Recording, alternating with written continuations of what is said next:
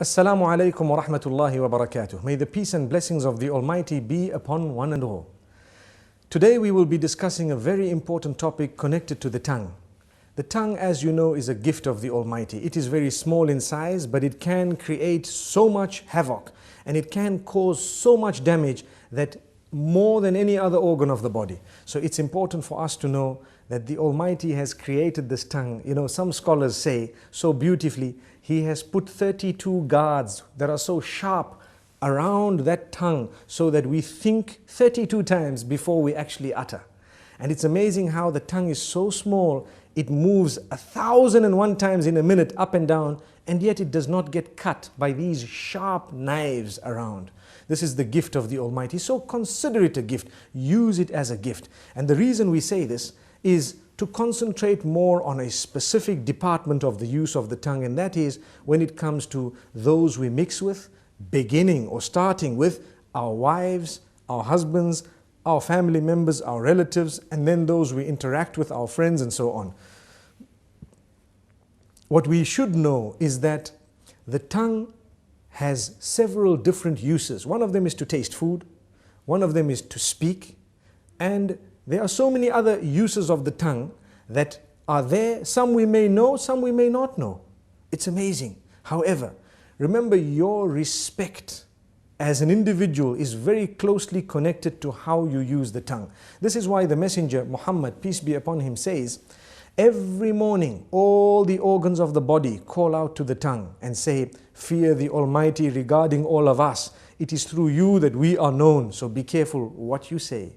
Amazing. Which means I have hands, I have legs, I have a brain, I have eyes, my whole body, my entire image, my identification. I am known as a good or a bad person based primarily on how I use my tongue. Have we ever thought of that? So if I use it correctly, I will be known as an upright individual. If I lie and swear, use vulgar language, scream and shout, they will know me as a bad person. But my legs have not committed a sin, my hands have not committed a sin, my hair and all the other parts of my body have committed no sin. The sin is committed by the tongue.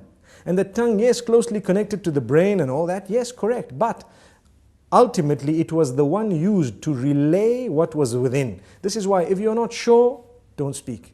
Speak when you're sure. Think about it, think twice. I'm sure we've all heard the saying, you've been given one mouth and two ears to speak half that of what you hear. So you hear more and you speak less.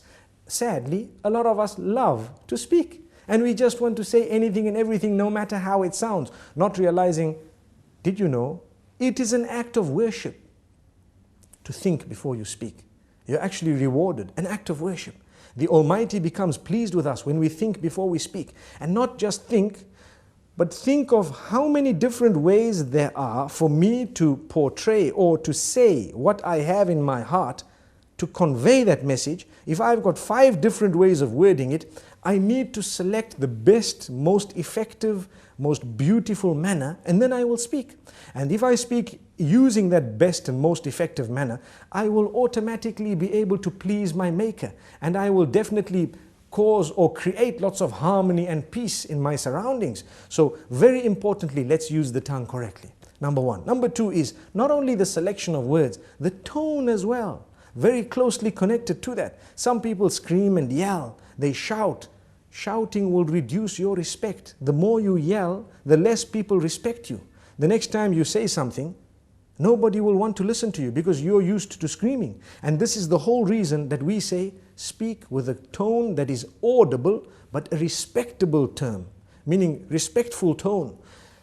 You will find, and I'm sure we've all seen this, when someone has a habit of speaking with a calm tone and always relaxed, you will notice immediately that the minute they open their mouths, everyone is silent and listening. Whereas when you have another who's always yelling and screaming, everybody's yelling and screaming with them. No one knows whether they are serious or not serious.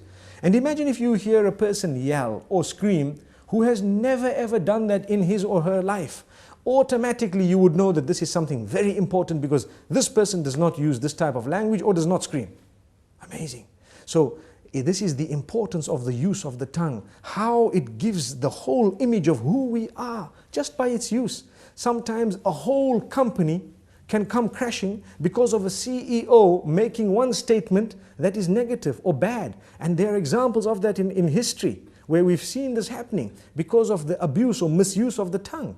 The same way, a man who has always been respected can lose all his integrity within a split statement because of how bad it was and how evil it was. So we need to be careful.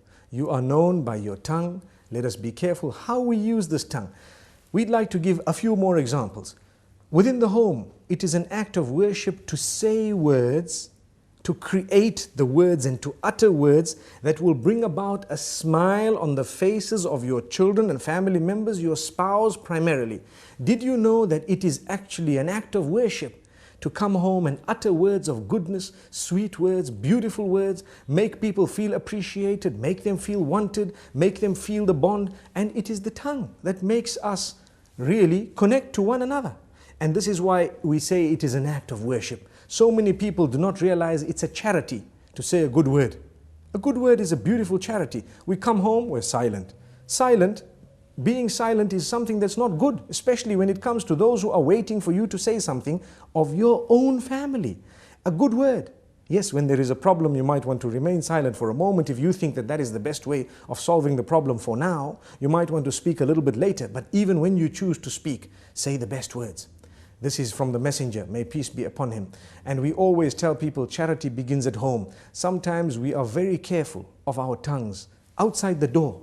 Whereas when it comes to in the home, those who work for us, those who live with us, those who are the closest to us in terms of family and so on, they are so worried of us opening our mouths because every other word is a swear word. Every other word is a lie. Every other word is a word which is derogatory, defaming, which is disrespectful, which causes hurt and harm. Why should we do that? A good Muslim will never utter words that are hurtful to others. There is no need to do that. Even if you disagree, if you disagree with someone, you do not need to utter words that are hurtful to them, belittling them, making them feel like they are not worth it. Sometimes maybe the good statement from your mouth might actually make them change their minds and come on to what you had because you were so good. You came forward so beautifully. This is the religion. This is what we have been taught. Now let's ask ourselves, do we as Muslims really follow these teachings? We call ourselves Muslims. A lot of the times we swear so much that even those who are not Muslim are embarrassed. And it gives the wrong image of the teachings of the beloved messenger. May peace be upon him. And may the peace be upon all the other messengers. We shouldn't be doing this because we have the responsibility of portraying the correct image of the teachings of the Almighty. And these teachings primarily begin with a good tongue. The messenger, when he was sworn, he did not swear back. He never swore back. The swear words never came out of his mouth. He says, a true believer is not he who is vulgar, is not he who speaks hurtful statements, is not he who lies, is not he who utters words that are hurtful to people, words that are incorrect, unjust. So we need to learn from this. Let us learn to be honest, tell the truth. For indeed to lie would be a burden on the shoulders, and it would be a very, very grave burden on the day of judgment. We should not be lying. We should not be hurting people's feelings. I hope I've said a little bit to motivate people to use their tongues in a better way, starting with myself and then everyone else. Remember, choose the best words, choose the best expressions, for indeed to do that is a great act of worship. Until we meet again, Assalamu alaikum wa rahmatullahi wa barakatuh.